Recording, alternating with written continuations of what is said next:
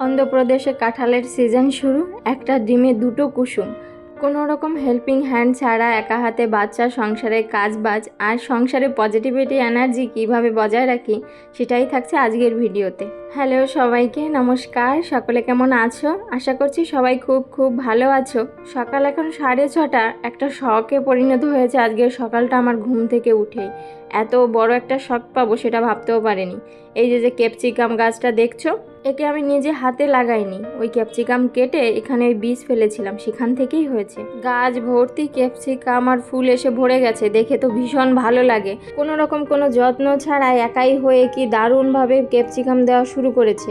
এর মাঝে দু একটা ছেলে বড় বড় হয়েছে, একটু ছিঁড়ে ফেলেছে, বলেছে এটা নাকি বড় হয়ে গেছে। তবে সেই শখটা একটু মানা যাচ্ছিল, কিন্তু এই শখটা একদমই মানতে পারছি না। ঘুম থেকে উঠেই দরজা খুলতে না খুলতে দেখছি এই বড় একটা মাটির উঁচু ভিড়।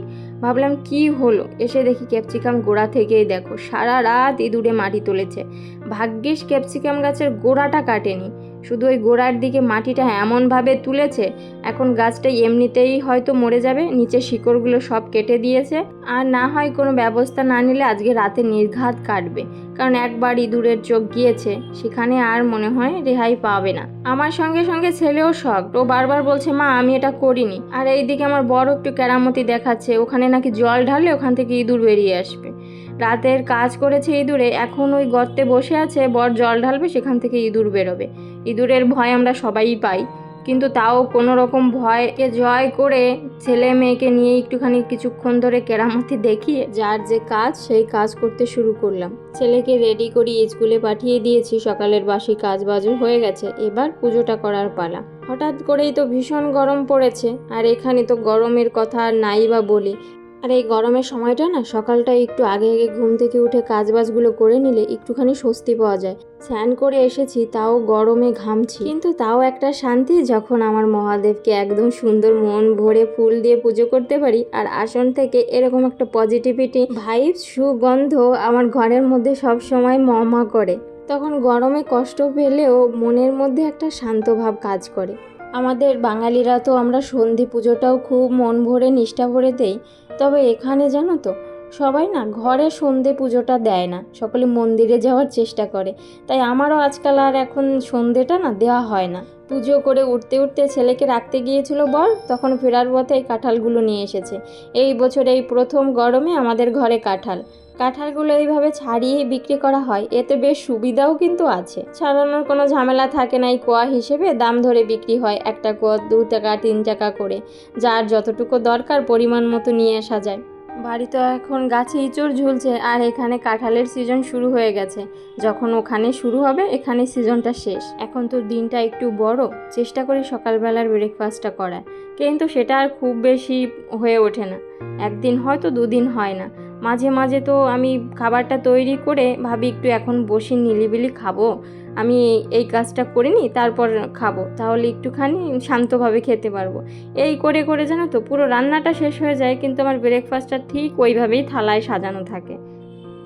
আবার মাঝে মাঝে তো করার আটকেও খাওয়া হয় না, কিন্তু আজকে ভীষণ খিদে পেয়েছে, তাই ফ্রিজেই রয়েছিল ওই রেডিমেড যে পরোটাগুলো হয়, সেখান থেকে 2টো পরোটা বের করে নিয়েছি, আর 2টো ডিম ভেজে সেটাই মেয়েকে নিয়ে খাবো। মেয়েকে তো আর এই ময়দার পরোটাটা দেওয়া যাবে না, ওকে ভাবছি একটুখানি ডিম দেবো, কারণ ডিম ভাজাটা দেখছি আজকাল ভালোই খায়। যদিও সকালের খাওয়াটা হয়ে গেছে, শরীরটাও একটুখানি দুর্বল আছে আমার, তাই আজকে জানো তো খাবারটা খেয়েই তারপর কাজটা শুরু করব। আজকে আর খাবারটা ফেলে রাখলে চলবে না, আর এই নিজের খেয়ালটা জানো তো নিজেকেই রাখতে হয়, নিজের জন্য না হলেও ওই বাচ্চাদের জন্য। কারণ নিজের শরীরটা যখন খারাপ হয় তখন এই বাচ্চা দুটোর দিকে না আর তাকানো যায় না। কারণ এই ভিন্ন রাজ্যে ওদের ওই মা বাবা ছাড়া এই পৃথিবীটাই তো পুরো অন্ধকার, মা বাবাই তো ওদের দুনিয়া। আর এখনও ওদের নিজের ভালো মন্দ ওরা নিজেরা বুঝতে পারে না। আমি অসুস্থ হয়ে পড়লে তখন আর ওদের দিকে না তাকানো যায় না। আচ্ছা, একটা ডিমের 2টো কুসুম, তোমরা এতদিনে কে কে জানতে না আমাকে অবশ্যই একটু জানিও। আমার মতো এরকম বোকা কে কে ছিলে? একটা ডিমে যে 2টো কুসুম হয় সেটা জেনেছি আমি এখানে এসে। আমার বরেরই এক পরিচিত বোনার বন্ধু, সে বলেছে, আর সে এনেও দিয়েছে। দেখে তো আমি পুরো অবাক। একটা ডিম ফাটালে সেখান থেকে 2টো কুসুম বেরোবে, মানে এটা তো ভাবাই যায় না, তাই না? আসলে নর্মালি ছোটোবেলা থেকেই তো একটা ডিম থেকে একটা কুসুম হবে, সেটাই জেনে খেয়ে বড় হয়েছি। এখন যখন তার ভিন্ন হয়, অবাক হওয়াটাই তো স্বাভাবিক। এখানে জানো তো, ওই নর্মাল ডিমের থেকে এই দু কুসুমের ডিমের একটু দামটা বেশি, তবে এই দু কুসুমের ডিমটা নেওয়াই আমার মতে ভালো, কারণ এটা ভাঙলে না, দুটো ডিম ভাঙলে 4টে ডিম হয়ে যায় অনায়াসে। দেখেছো তো, দুটো ডিম ভেঙেছি, কতখানি ডিম হয়েছে। আর আমার মতো এরকম ওই তেলে শুধু লবণ হলুদ ছেড়ে এইভাবে ডিম ফাটিয়ে কে কে খেতে পছন্দ করো আমাকে অবশ্যই একটু জানিও, কারণ আমার এইভাবেই ভীষণ পছন্দ ডিম ভাজা। পরোটা আর ডিম ভাজা সকালের আজকে ব্রেকফাস্ট খেয়ে নিয়েই দুপুরে রান্নাটা শুরু করে দিয়েছি, কারণ ওই যে একটুখানি রোদ উঠে গেলে তখন রান্নাঘরে দাঁড়ানোই একদম মুশকিল হয়ে যায়। ফ্রিজে বাজার তেমন ছিল না, তাই বর একটু বাজারও এনেছে, একটা ফুলকপি, একটা আম, কিছু টমেটো আর কিছু সজনের ডাঁটা। এই গরমে ফুলকপি একটুখানি ভালো করেই দেখছিলাম, কারণ কিছুদিন তো ওই যখন শীতটা চলে যায় তখন তো ফুলকপিতে প্রচুর পোক হয়, তখন একদমই আনতে বারণ করে দিয়েছিলাম, তবে কিছুদিন না আনেনি। তবে এখন বাজারে সবজিপাতিরও যা অভাব পড়েছে, কারণ গরমে না এখানে জানো তো খুব বেশি একটা সবজি ভালো পাওয়া যায় না, তাই ওই যা পেয়েছে তাই এনেছে, কিন্তু তাও আমি ভালো করে দেখছি পোকা আছে নাকি। আর ফুলকপিটা আজকে নিরামিষই করব, মাছ মাংস কিছুই রান্না করব না, কারণ এই গরমে যতই মাছ মাংস থেকে দূরে থাকবো ততই শরীরটা ঠিক থাকবে। ফুলকপিটা তো এখন 12 মাস কালই পাওয়া যায়, তবে শীতের সিজনে একটুখানি আলাদা রকমই স্বাদ হয়। গরম পড়ার শুরুতে এই প্রথম ফুলকপি ঘরে এলো, কি জানি কেমন হবে খেতে। তবে পার্সোনালি আমার এই কপি টপি জানো তো শীতের সিজনে খেতেই বেশি পছন্দ। আর ভালো করেই দেখছিলাম পোকা আছে নাকি, পোকা যদি থাকতো তাহলে ফেলে দেওয়ার একটা অজুহাত পাওয়া যেত।